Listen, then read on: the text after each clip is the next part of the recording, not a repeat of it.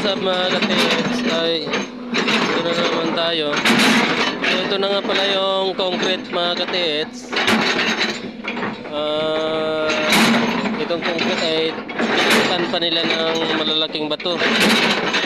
So ito yung malalaking, ito na yung concrete.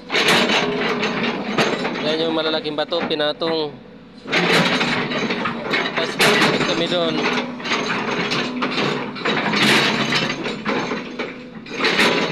Kasi doon lang yun malamig.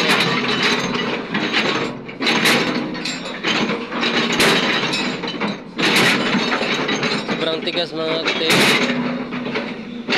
Itong concrete na to halos din na tumutukan. Sobrang tigas. Yung nandito naman pinakakanto yan. So inabot na ng tubig.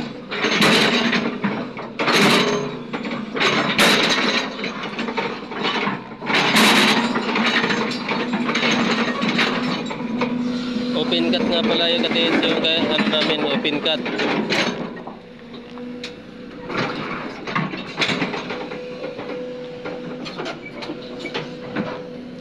Yung hukay pala namin, ano mga katits, ito pala ang concrete na to, hardener, original hardener.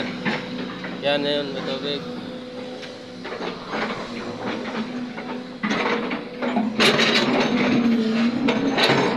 Tapos marami na rin kami nakuha ang espalto dito.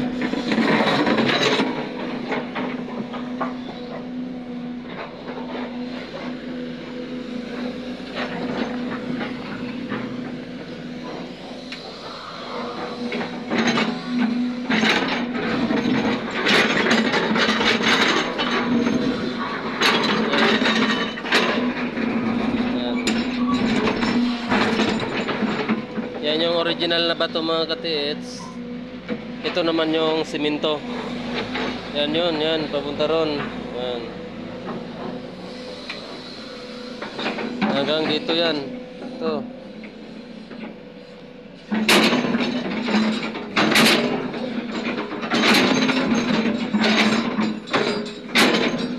Yung hardener pala mga katits, pag nabibilad sa araw, lalong tumitigas.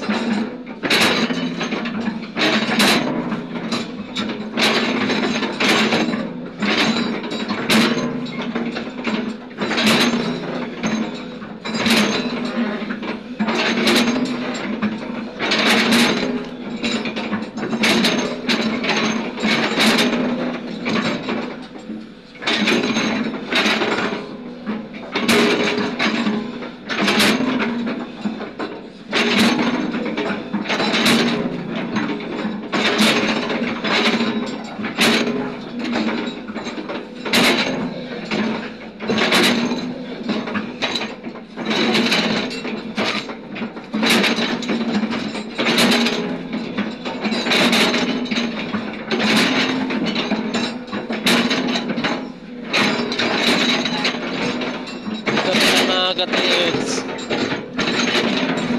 yung analyze ko dito, yung hardener nito, ang kapal niya, sobrang kapal niya, 10 feet. 10 feet yung kapal niya ng simento nito, 10 feet.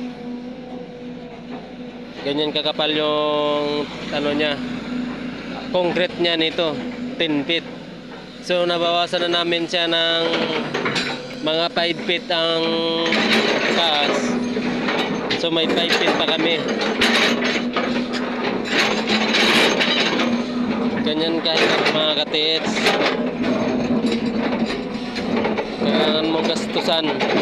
Kailangan mong gastusan kahit matigas.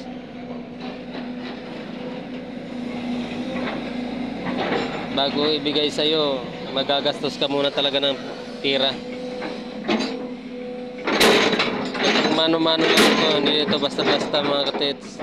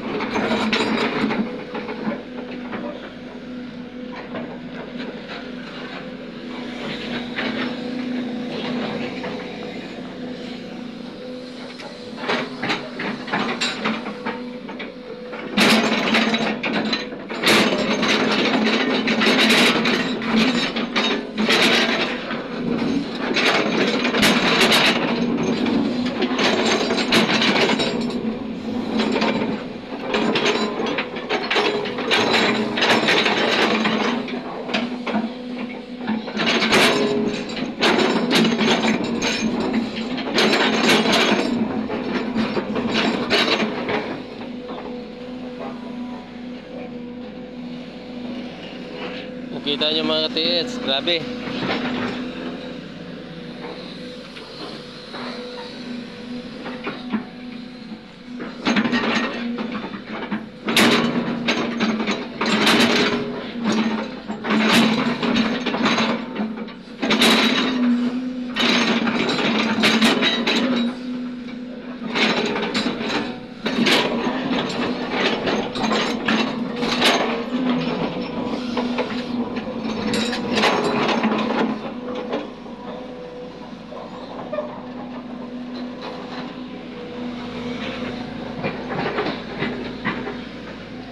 Yung ano nito mga katits, bago kami yung hukay namin, yung hinukay namin, inikot-ikotan to ng mga malalaking mga bilog. Sunod, ang nakuha namin ay Skyflex na mga bato-bato. Parang mga sabon-sabon, madami. Kita nyo yung pula dilaw na yan, yan.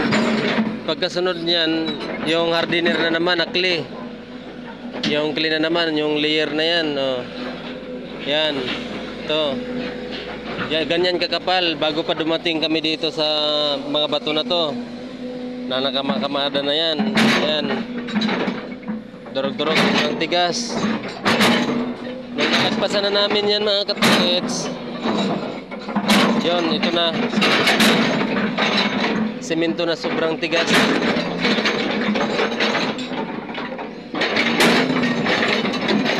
Naka 3 days na pala tayo dito, 3 days.